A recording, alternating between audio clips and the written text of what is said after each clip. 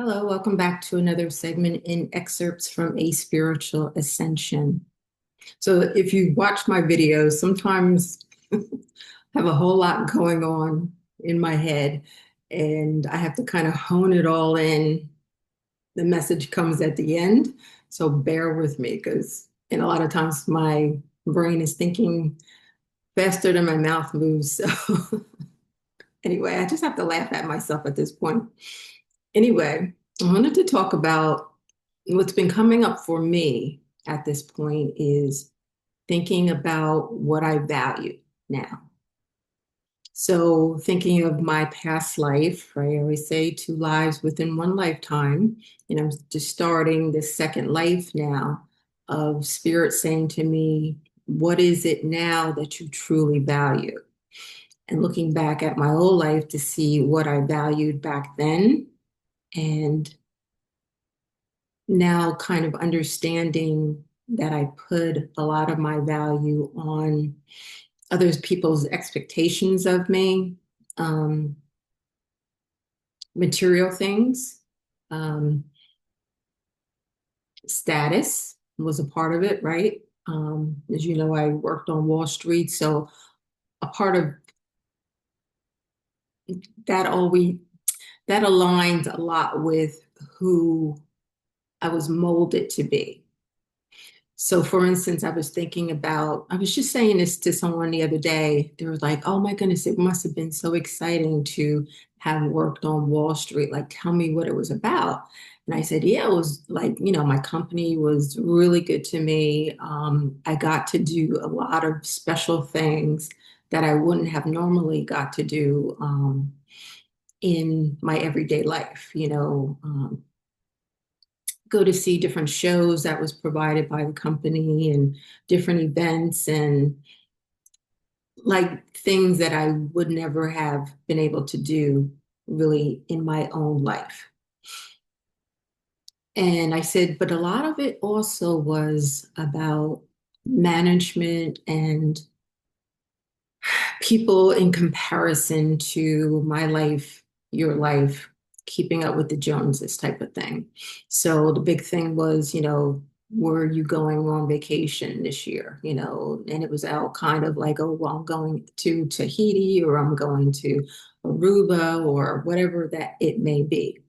And also, where do you live? Is it in one of the elitist parts of, the state or my kids go to this school or um, are participating in this or going to this college was a big thing. And like I say, in your first life you're molded by other people and how you see life, whether it be through your parents, through your religion, through your schooling, right, and your work, people around you. That's how you're molded out to be. So what I valued was influenced by the people who I thought were of value to me, people that I looked up to, who I called friends and family, and trying to stick with having this idealist perception that I had to achieve a lot in my life in order to compare to other people. So wearing the best clothes and, saying that I went to a good school or that I work for this company, that was a part of what I valued at the time, but it wasn't truly me. It wasn't truly who I am. So when I started my journey, and if you've been following along, especially if you go to my other playlists and kind of follow my entire story as far as what happened to me, that I ended up going from Wall Street to in the street. Oh my goodness. Actually, like really being in the street with nothing but the clothes on my back. And when everything is torn away from you, and you no longer are looking to other people for a sense of value or self-worth, And now you have to ask yourself, what do I value and what is my own self-worth? And discover that on your own. And that's a part of this journey. Okay. So I want you to play with me here for a while. And if you want to later on do an exercise as far as if right now you were to be put out on the street with the clothes on your back and nothing else, nothing else. And believe me, it happens to people every day. When I was first visiting shelters, and the director was describing to me that people, the fire comes into their house and destroys everything. They have nothing, but the clothes on their back. So now actually being able to sit with that and say, what is it now that I have absolutely nothing do I value? And that happened, like I was saying, to myself, out on the street with nothing but the clothes on my back. So the first thing I put on my list. So if you follow along with this and later on, if you want to try this, say, what are the things that are most valuable to me? And I kind of talked about this in Maslow's chart the other day. I think the bottom thing, the red, was about our our shelter and our food and things like that, right? So the first thing that would be on my list is I need food, right? When I was out on the street for that first time, I had no food. So I had enough to buy myself a donut once a day for 2 days and surviving on that donut and saying to myself, I didn't appreciate everything that I had previous to this, the food that I could go to any restaurant in New York, previous to this. And now really taking into consideration that food would be that number one thing that I value on my list, because without food, we can't survive, right? Second one would be, for me, would be shelter. Okay. I was on the street for a couple of days, if you've been following my story, with no shelter. So number two on my list is my shelter. And again, you going through your ascension journey is for you to understand these different things about your self-worth and your value. This isn't for the universe to try to throw you into something bad. We come here to learn lessons, right?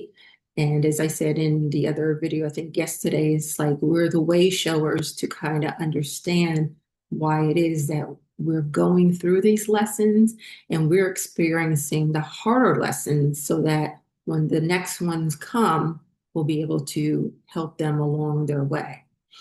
So as I was saying, my second one would be shelter, okay? I could have food, right?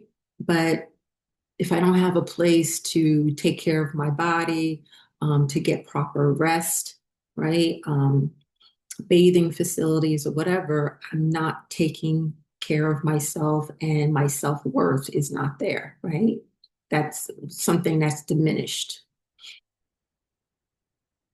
And it's funny as I look back now, those things I didn't have at that time, one by one, they came back. So I didn't have, for those first couple of days, I didn't have food. Eventually I got food, right? The next thing I didn't have shelter, right? And then after that, I had shelter. The third thing that would be on my list would be peace. Peace. And I sat with this for a long time this morning to say, does that outweigh everything else? And peace comes in so many different forms. But a lot of my peace, my unpeace, you want to say, the chaos that came in my life was from other people, right? So all I want is peace in my life. That's the most important thing. Well, not the third most important thing after food and shelter, right? And then after, yes, I have food now, I have shelter now, and I have peace now, and I understand what that peace means. Before I allowed other people to influence, to to bring their chaos into my life. And I didn't know how to say no to that. So now I get to choose my peace, right? That's part of developing my own self-worth. And then the fourth thing on that list would be after I achieve that peace now, I know what that peace feels like, and I don't want that disrupted in any way.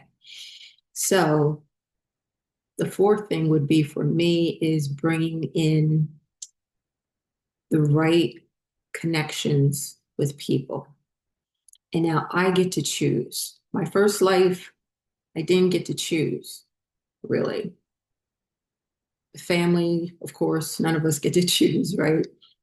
Um, Friends, yes, we get to choose, but I also think that there is a big influence in us saying that people saying, oh, you need friends, you need acquaintances, you need this social life and everything, that you have to be a part of something. If you're not, there's something wrong with you.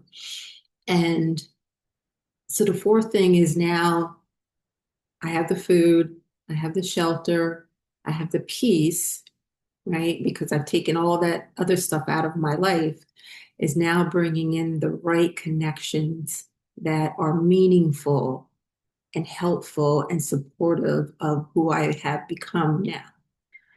Okay. That wasn't as hard as I thought it was going to be.